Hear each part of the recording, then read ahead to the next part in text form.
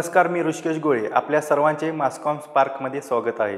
शिवाजी विद्यापीठाचा 61वा दीक्षांत समारंभ उद्या दिनांक 17 जानेवारी रोजी राज्यपाल कुलपती CP राधाकृष्ण यांच्या उपस्थित होणार आहे. या निमित्ताने विद्यापीठाकडून विविध कार्यक्रमाचे आयोजन करण्यात आले आहे. आज बॅरिस्टर बाळासाहेब खर्डेकर ज्ञानस्रोत केंद्र आणि ग्रंथालय व माहितीशास्त्राच्या अधिविभागाच्या वतीने ग्रंथदिंडी काढून ग्रंथ महोत्सवाचे उद्घाटन करण्यात आले आहे. आकर्षक फुलांनी सजवलेली पालखी, धनगरी ढोल, झांज पथक आणि ढोलताशांच्या गजरात ग्रंथदिंडीची सुरुवात परंपरेप्रमाणे कमला कॉलेज येथून झाली.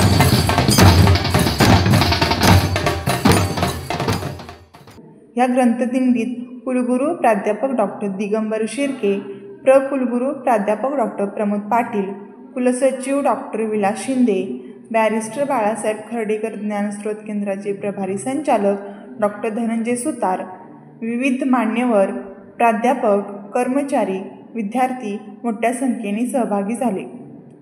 राजारामपुरी, माऊली चौक, सायबर चौक अशा मार्गे ग्रंथदिंडी विद्यापीठाच्या राजमाता जिजाऊसाहेब सभागृहात आणण्यात आली.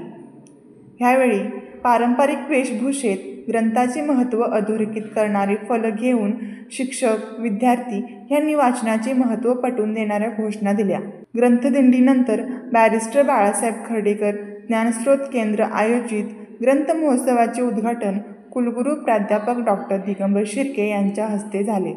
ह्यानंतर मान्यवरांनी ग्रंथालय शास्त्राचे जनक डॉक्टर S.R. रंगनाथन आणि बॅरिस्टर बाळासाहेब खर्डेकर यांच्या प्रतिमेला पुष्पहार अर्पण करून दीपप्रज्वलनानं ग्रंथ महोत्सवाची सुरुवात झाली.